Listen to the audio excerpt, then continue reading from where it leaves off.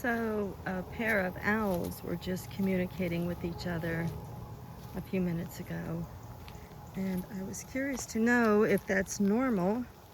And yes, barred owls actually communicate during the day, either for territory or to communicate with their mate, or they even call their babies when it's time to eat. They'll talk to them. So it's really cool to get to hear them during the day. What a glorious, hot August afternoon. Came down to check on the cabin. It's so quiet. Oh, I'd love to have a little fire one of these evenings down here. Maybe on some night when it's not being rented, we can come down here and have a little mini fire puja. Just you and me. Maybe we'll get out the shamanic drum or whatever suits our fancy. I've been wanting to drum for a while. Everything seems good down here. They were probably defending their space or calling to each other. It sounded like two of them were talking, so that sounded more like they were communicating with their mate. It was really cool to hear them during the day. I've been here 6 years and I don't think I've ever heard owls talking to each other during the day.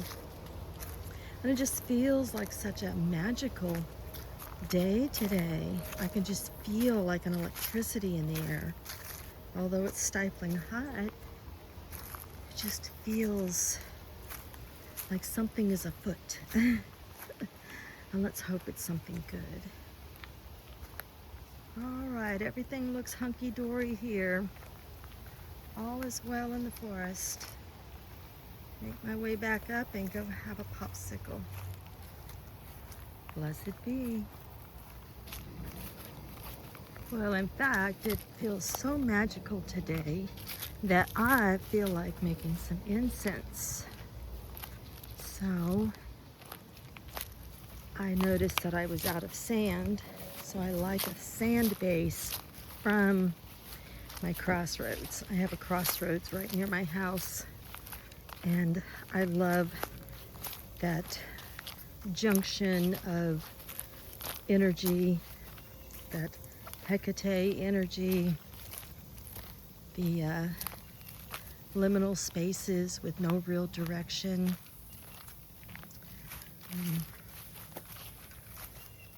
And it's just a place with many possibilities.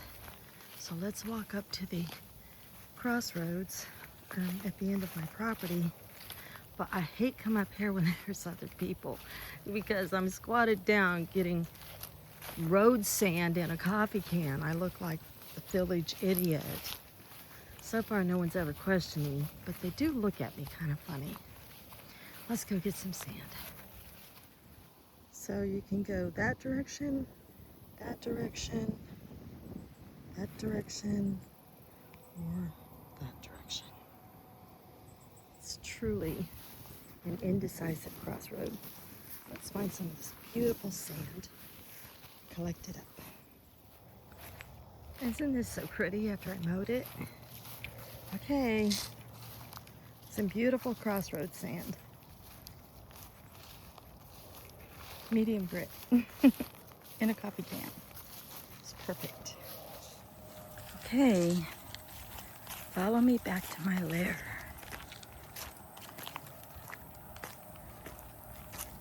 Past the camper where the kitty cats live.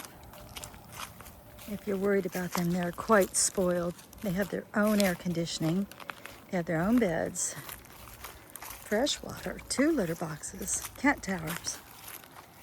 They live indoors all the time. We visit them all the time. And they keep our crafts and tools free of mice. Mice do a lot of damage. All right, on to the lair. Let's go this way. Okay, hopefully you can hear me over that fan, but it's super, super hot today. I don't even feel the fan. It's so hot. So I got my trusty mortar and pestle, and I feel like I definitely want to add some herbs from my garden. So I have some dried chamomile from my garden. So I'm just going to throw that in there.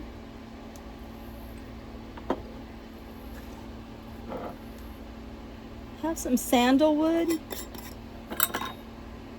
It's such an interesting scent.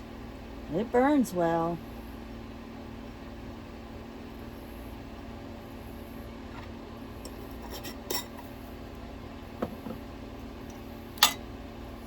Golden copal.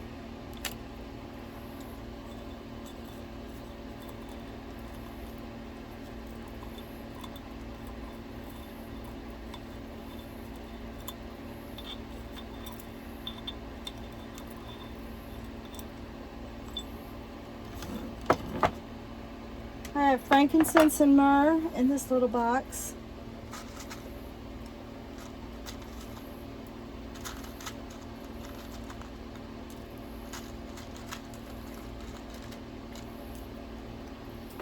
And then, pretty sure it's just plain frankincense. I think I had some left over and I'm wanting to use it. So I love frankincense. All right.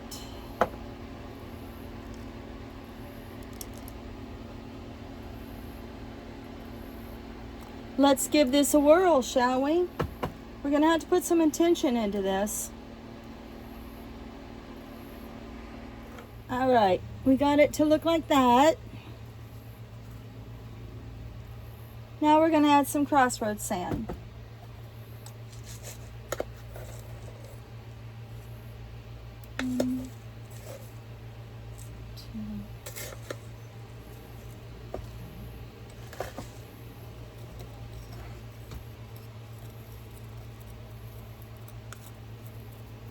And there we have it.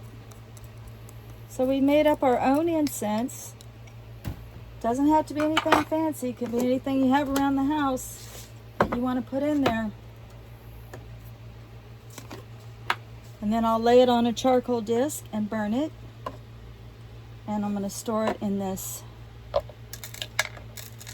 used marijuana container. I know what you're thinking. Oh, that explains a lot. Yes, I like to partake of the flower. There's a beautiful flower farm with all the herbage you could ever want right up the road from me. And they have high quality weed. All right, there we go. So when we have a fire puja, we've already made up our incense. And again, you can make yours up and put any intention you want to into it. And then when you burn it, you can actually add an intention for that moment. So I'm going to have some base intentions in here because it's got the Hecate energies. And I heard the owls today. I've got some ideas of the intention that I want to put into this incense as a base. So I do that privately, but you can just imagine whatever deity that you feel closest to, then by all means, use that energy. Put that energy into things that you craft. And you'll find it has a lot more personal meaning to you when you do it that way. Instead of what you read from a book, always sometimes just go with your own instincts. All right, guys, thanks for going on a couple of walks with me to check on the rental and check out the forest with the calling owls, and for walking up with me to the crossroads to go get some crossroads sand, and for mixing the incense with me. And hopefully y'all will join me for a fire and maybe some shamanic drumming. All right, guys, until then, many blessings.